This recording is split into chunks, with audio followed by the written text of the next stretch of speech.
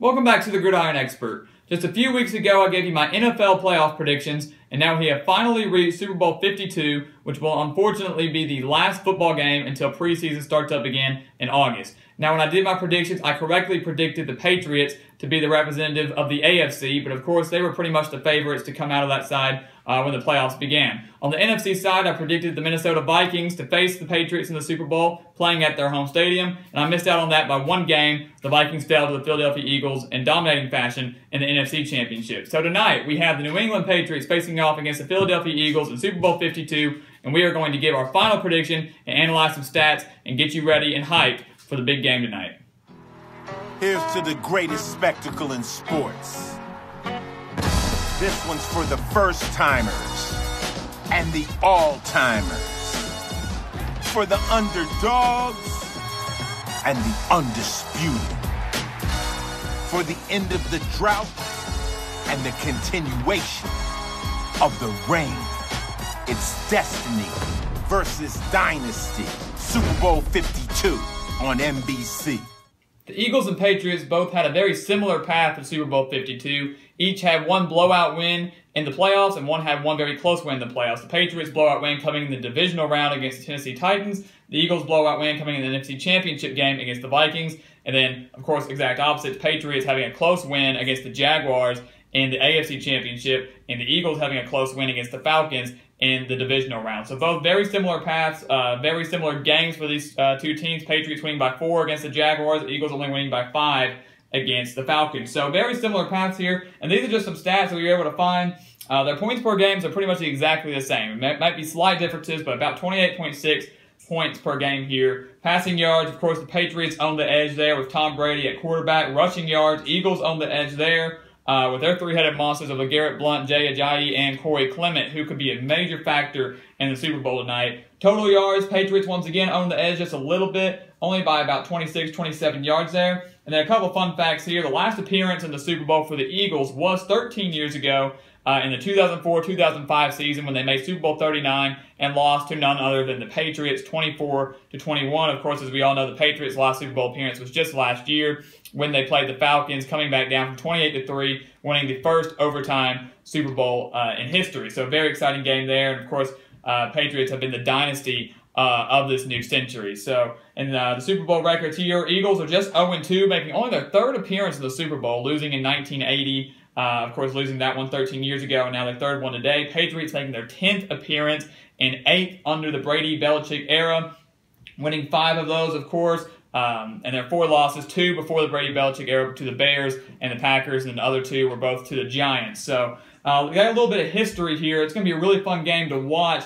Patriots, in my opinion, of course, on the edge in a couple positions. Of course, at quarterback, Tom Brady, arguably the best quarterback, best NFL player of all time. Got a great head coach in Bill Belichick, who has had much more experience before he even came over to take the Patriots job. But since then, of course, leading them to 8 Super Bowls and 5 titles. So they're looking to get their 6th Super Bowl and win back-to-back Super Bowls, becoming the first team to do that since none other than the Patriots back when they won back-to-back when they beat the Panthers and the Eagles back-to-back, so around 03 and 04 and 05. So they're looking to become the first team to do that. The Eagles have Nick Foles at quarterback, and I would feel a lot more confident in this game if Carson Wentz was still in it. He was an MVP candidate. Tom Brady, of course, winning that just last night, getting his 3rd MVP trophy. But then, of course, suffering a season-ending injury late in the year. If he was still their quarterback for the Eagles right now, I would feel much more confident in Philadelphia keeping this game very close. Now, Nick Foles, nothing to take away from him, has done a great job coming onto the scene, keeping the Eagles in position to get that 1 seed, and then winning 2 games. His game against the Vikings was phenomenal. I mean, one of the best playoff performances by a quarterback in history. So what he has done, what a story for him to come on late in the season and get the Eagles to the Super Bowl. I know myself and plenty of others did not expect them to get this far. Once we found out about the Wentz injury, I had them losing actually in the divisional round. But they were able to prove all the doubters wrong. They've taken under that underdog role. You've seen all the dog masks they've been wearing. So this is kind of like, Eagles against everybody else. Everybody thinks the Patriots are going to win. They don't want the Patriots to win, but they think that they will. The Eagles are out there to prove you wrong. And Doug Peterson, great job as head coach as well, getting them there after a decent year last year. But what a turnaround for this team. Patriots, of course, like I said, on the edge at quarterback, without a doubt. Rushing, though, I feel the Eagles on the edge there. You got the three-headed monster, Jay Ajayi, LeGarrette Blount, Corey Clement. All have different skill sets that will really benefit them. Ajayi, better between the tackles, more of an outside runner. Blount is just the bulldozer, run over you in short goal line situations. Clement's got a little bit more speed than both of those, I feel, could become a major factor in the passing game. The Patriots really don't have much of a rushing game at all. I mean, they're averaging about 118 a game. But really, they don't have much of a rushing game, and most teams are able to shut that down fairly quickly. They rely on their running backs in the passing game. James White, Rex Burkhead, and Dion Lewis, all very capable running backs that will be able to contribute to Brady's stats and help the Patriots offense in the passing game. I do not expect big games out of their running backs in the Super Bowl today.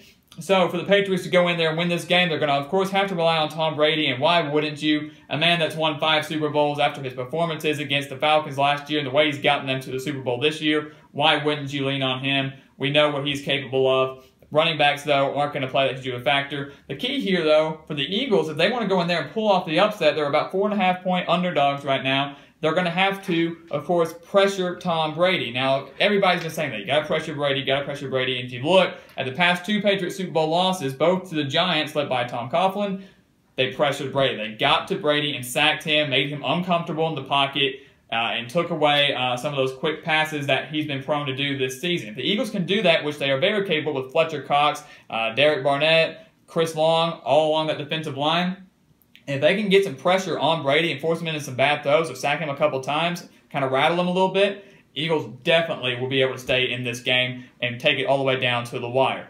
Now, the Patriots' offensive line has been shaky at times this year, which is something, a cause for concern. They did very well against the Jaguars, one of the best defenses in the NFL in the AFC Championship game, but it took them a while. It was very slow. Remember, they were trailing 14-3 in that game. So if the Eagles can jump out to an early lead and force the Patriots to play from behind, things are going to be looking really, really good for Philadelphia to capture their first Super Bowl title.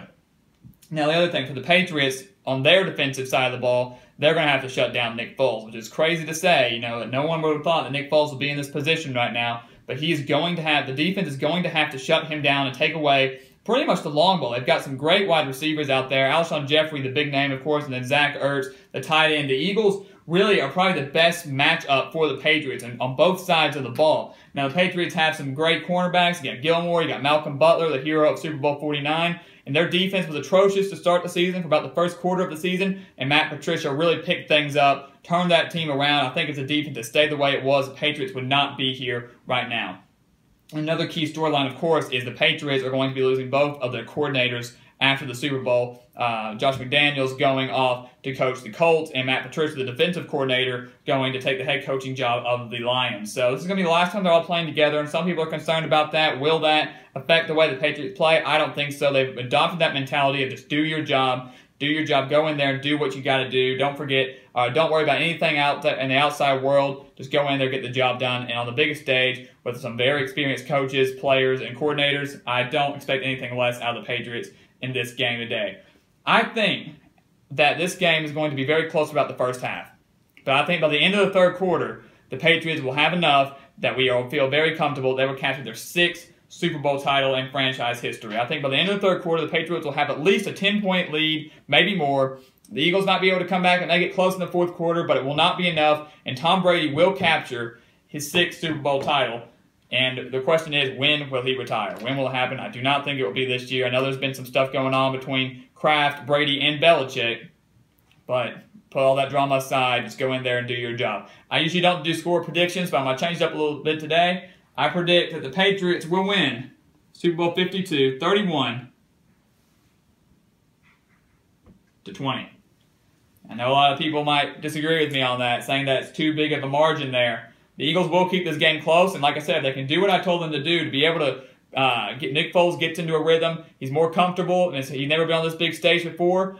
If he can get into a rhythm and the defense can pressure Brady, I do not think the score will happen. But right now, I think the Patriots are going to have a big enough game plan. They know they've been there before. They know what they need to do. They know what they've got to do to happen. If you give Belichick 2 weeks to prepare, you know that they're going to be ready to come out. And of course, if the Eagles jump on the Patriots early, never count out New England, because we all know what happened last year when they were down 28-3 to the Atlanta Falcons. So this is my Super Bowl 52 prediction. We're going to have to wait and see what happens. Everybody enjoy this game tonight. It's the last football we'll be able to see for a long, long time. And of course, we're going to be making more videos here in the following weeks. College football coaching changes. National Signing Day is coming out, so we'll have a couple videos on that. Anything else you want to see, please leave them in the comments below. Thank you for watching. Please continue to like, comment, and subscribe, and we will see you next time on The Gridiron Expert.